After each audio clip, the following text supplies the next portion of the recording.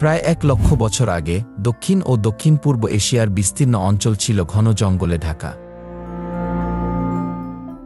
অনুমান করা হয় প্রায় 70 থেকে 80 হাজার বছর আগে এই এলাকায় প্রথম মানুষ বসবাস শুরু করলে ধীরে ধীরে সেই বিশাল জঙ্গলের পরিমাণ কমতে থাকে। এর আগ পর্যন্ত পৃথিবীর বৃহত্তম বনাঞ্চল ছিল এই দক্ষিণ এশিয়াতেই। তবে বর্তমানে বিশ্বের সবচেয়ে বড় জঙ্গলের খেতাবটি চলে গেছে দক্ষিণ আমেরিকার অ্যামাজনের দখলে। যাই হোক, সেই প্রাচীন জঙ্গলের একটি বড় অংশ অবস্থান করত ভারত মহাসাগর ও বঙ্গোপসাগরের উপকূলবর্তী এলাকায়। প্রাকৃতিক পরিবর্তনের কারণে উপকূলীয় অঞ্চলের সেই বন ধীরে ধীরে ক্রান্তীয় বন থেকে রূপ নেয় ম্যানগ্রোভ বনে। ম্যানগ্রোভ বনের অন্যতম বৈশিষ্ট্য হল এর গাছপালা দিনে বহুবার জোয়ারের ফলে নোনা পানিতে আংশিকভাবে ডুবে থাকে। দক্ষিণ ও দক্ষিণ পূর্ব এশিয়ার উপকূল জুড়ে এই ধরনের ম্যানগ্রোভ বন একসময় ব্যাপকভাবে বিস্তৃত ছিল। বর্তমানে সেই বিশাল বনের কিছু খণ্ডিত অংশ টিকে আছে ভারতের তামিলনাড়ু ও অন্ধ্রপ্রদেশের উপকূলে। কিন্তু সেই বিলুপ্তপ্রায় প্রাচীন ম্যানগ্রোভ বনের সবচেয়ে বড় জীবিত অংশটির নাম সুন্দরবন।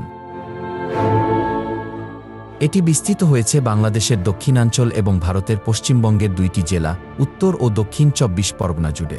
এই বন আজও বিশ্বের বৃহত্তম ম্যানগ্রোভ বনের খেতাব ধরে রেখেছে। চলুন তাহলে বিস্তারিতভাবে জেনে নিই বিশ্বের এই অনন্য প্রাকৃতিক বিস্ময় সম্পর্কে।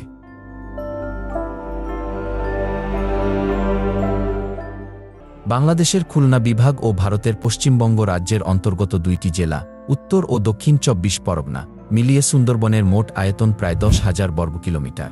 এর মধ্যে প্রায় 60% অর্থাৎ প্রায় 6,000 বর্গ কিলোমিটার অংশ পড়ে বাংলাদেশের ভেতরে, আর বাকি 40% বা প্রায় 4,000 বর্গ কিলোমিটার রয়েছে ভারতের অধীনে। বিস্ময়কর হলেও সত্যি, পৃথিবীর দ্বিতীয় বৃহত্তম ম্যানগ্রোভ বনটির আয়তন মাত্র 3,000 একরের কম। ভৌগোলিকভাবে এই বনাঞ্চলের সীমানা নির্ধারণ করেছে 2টি নদী, পূর্ব দিকে ভারতের হুগলি নদী এবং পশ্চিমে বাংলাদেশের বলেশ্বর নদ। এই 2 জলধারার মাঝখানে বিস্তৃত ম্যানগ্রোভ বনাঞ্চলটিই পরিচিত সুন্দরবন নামে। এই নামটির উৎপত্তি নিয়ে নানা মত প্রচলিত আছে।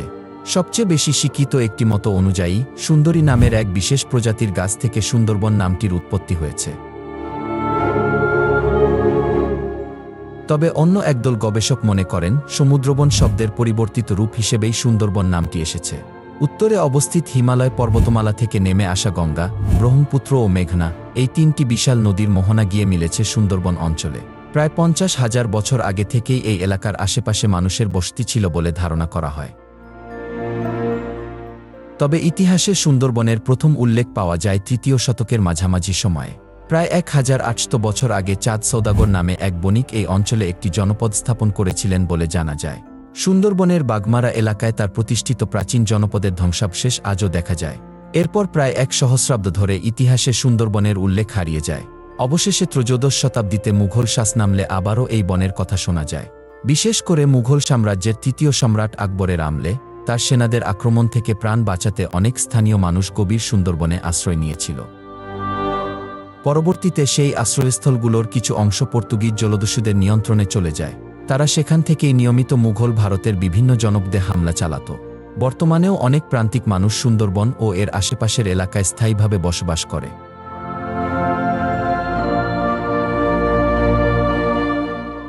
এদের একটি বড় অংশের জীবিকা নির্ভর করে মাছ ধরার উপর। এছাড়াও কিছু সম্প্রদায় প্রতিবছর নির্দিষ্ট মৌসুমে সুন্দরবনের গভীর থেকে মৌমাছির মধু সংগ্রহ করে জীবিকা নির্বাহ করে। তবে এই পেশা পৃথিবীর সবচেয়ে বিপজ্জনক কাজগুলোর একটি, কারণ মধু সংগ্রহের সময় প্রতিটি পদক্ষেপেই থাকে বাঘের আক্রমণের আশঙ্কা। অনেকেই সৌভাগ্যক্রমে বেঁচে ফিরলেও অধিকাংশ ক্ষেত্রেই সেই ভয়াবহ অভিজ্ঞতার চিহ্ন সারা জীবন বহন করে বেড়াতে হয়। তবে এই বিপদের মুখে পড়েও মোয়ালরা এক অসাধারণ কৌশল উদ্ভাবন করেছেন। বাঘ বা সিংহের মতো ভয়ঙ্কর প্রাণী সাধারণত তখনই আক্রমণ চালায় যখন তাদের টের পাওয়া যায় না। যদি তারা বুঝতে পারে কেউ তাদের দিকে তাকিয়ে আছে, তবে বেশিরভাগ সময়ই আর আক্রমণ করে না। এই কারণেই বাঘ সাধারণত সব সময় তার শিকারকে পিছন দিক থেকে আক্রমণ করতে পছন্দ করে। সুন্দরবনে যখন মোয়ালরা মধু সংগ্রহ করতে যান, তখন তারা মাথার পেছনে একটি মুখোশ বেঁধে রাখেন। সেই মুখোশের চোখের দৃষ্টি এমনভাবে আঁকা থাকে যে মনে হয় কেউ যেন পেছন দিকেও তাকিয়ে আছে। ফলে বাঘ বিভ্রান্ত হয়ে যায় এবং মনে করে মানুষটি তাকে লক্ষ্য করছে। এই কারণে মুখোশ পরা ব্যক্তির উপর বাঘ সাধারণত আক্রমণ চালায় না। সুন্দরবন নামের এই বিশাল বনাঞ্চলের প্রথম আনুষ্ঠানিক জরিপের কৃতিত্ব ব্রিটিশ ইস্ট ইন্ডিয়া কোম্পানির। 17 শতকের 57 সালে মুঘল সম্রাট দ্বিতীয় আলমগীরের কাছ থেকে ব্রিটিশরা এই বনাঞ্চলের অধিকার লাভ করে। এরপর প্রায় ১২ বছর পর তারা সুন্দরবনের প্রথম সার্ভে বা জরিপ প্রকল্প শুরু করে। অবিশ্বাস্য হলেও সত্য, সেই প্রাথমিক জরিপটি স্থানীয়দের বোঝার সুবিধার জন্য ফার্সি ভাষায় সম্পন্ন হয়েছিল। পরবর্তীতে ১৮ শতকের ৬০-এর দশকে বনাঞ্চলের সঠিক রক্ষণাবেক্ষণ ও সুরক্ষার জন্য ব্রিটিশ ভারতের বেঙ্গল প্রদেশে একটি বন বিভাগ গঠন করা হয়। সেই বিভাগের প্রধান কার্যালয় স্থাপন করা হয়েছিল বর্তমান বাংলাদেশের খুলনা জেলায়। সুন্দরবনের প্রাণবৈচিত্র্য নিয়ে কথা বললে সবার আগে যে প্রাণীর নাম উঠে আসে তা হল রয়্যাল বেঙ্গল টাইগার।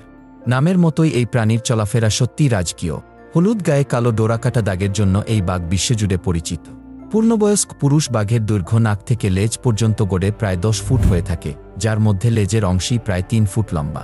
একটি পূর্ণবয়স্ক রয়্যাল বেঙ্গল টাইগারের ওজন সাধারণত ২০০ থেকে ২৫০ কিলোগ্রামের মধ্যে থাকে। তবে ইতিহাসে এখন পর্যন্ত যে বৃহত্তম বাঘটি ধরা পড়েছে তার ওজন ছিল পুরো ৩০০ কিলোগ্রাম। প্রকৃতিগতভাবেই এই বাঘেরা নিভৃতচারী, অর্থাৎ একাকী থাকতে পছন্দ করে। তারা বনে বন্য শূকর, হরিণ ও মহিষের মতো প্রাণী শিকার করে জীবিকা নির্বাহ করে। সুন্দরবনের এই অনন্য পরিবেশে বাঘ শুধু শিকারী নয়, পুরো বনজ পরিবেশের ভারসাম্য রক্ষার অন্যতম স্তম্ভ। মোয়ালদের বুদ্ধিদীপ্ত কৌশল যেমন তাদের রক্ষা করে, তেমনি বাঘের উপস্থিতি সুন্দরবনের জীববৈচিত্র্যের প্রাণশক্তি হিসেবে কাজ করে।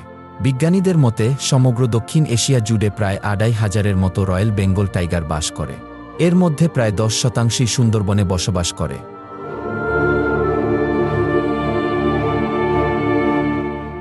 রয়্যাল বেঙ্গল টাইগারের পাশাপাশি সুন্দরবনের অন্যান্য প্রাণীর মধ্যে রয়েছে রেসাস বানর, চিতল হরিণ, ধূসর মাথা মেছো বাঘ, মাছরাঙা, নোনা পানির কুমির এবং করাত মাছ। এছাড়াও সুন্দরবনের নদীনালায় বসবাস করে ইরাবতী ডলফিন নামে একটি জলচর স্তন্যপায়ী প্রাণী। তবে নদীর পানি দূষণের কারণে এই প্রজাতিটির টিকে থাকা এখন মারাত্মক হুমকির মুখে। বাঘের মতোই সুন্দরবনের অনন্য সৌন্দর্যের অংশ চিতল হরিণও আজ বিপন্ন অবস্থায় আছে। একসময় এই বনে লক্ষাধিক হরিণ অবাধে বিচরণ করত, কিন্তু এখন তাদের সংখ্যা নেমে এসেছে মাত্র ৩০,০০০-এ।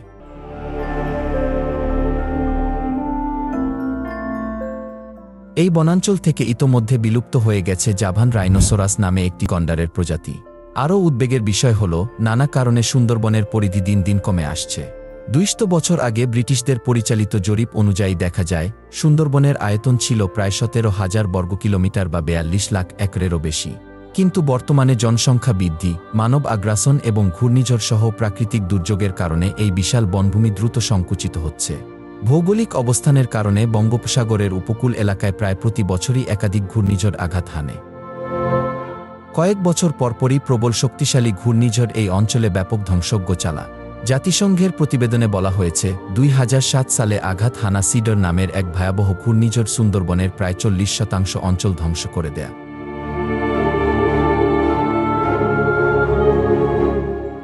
সেই ক্ষতি পুরোপুরি কাটিয়ে ওঠার আগেই ২ বছরের মাথায় আবারও আঘাত হানে আইলা নামের আরেকটি বিধ্বংসী ঘূর্ণিঝড়। ওই ঝড়েও সুন্দরবনের জীববৈচিত্র্যের মারাত্মক ক্ষতি হয়।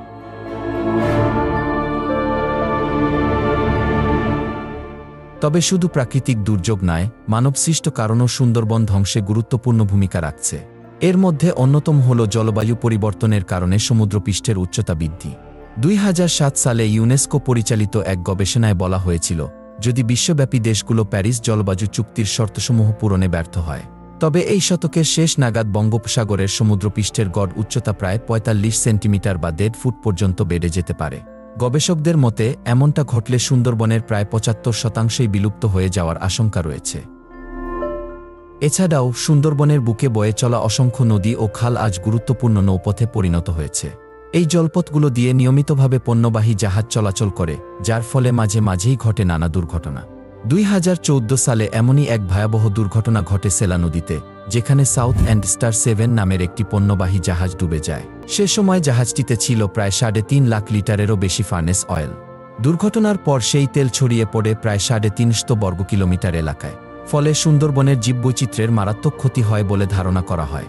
বনজ প্রাণী, মাছ ও পাখিদের জীবনে এর প্রভাব ছিল ভয়াবহ।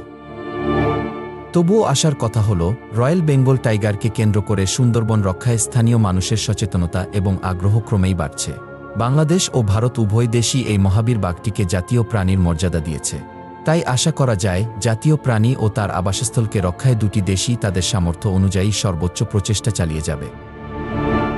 দুই দেশের সম্মিলিত উদ্যোগ ও আন্তরিক প্রচেষ্টার মাধ্যমে একদিন সুন্দরবন নামের এই অনন্য বনাঞ্চল সংরক্ষিত ও সুরক্ষিত থাকবে, এমনটাই প্রত্যাশা পুরো বিশ্বের।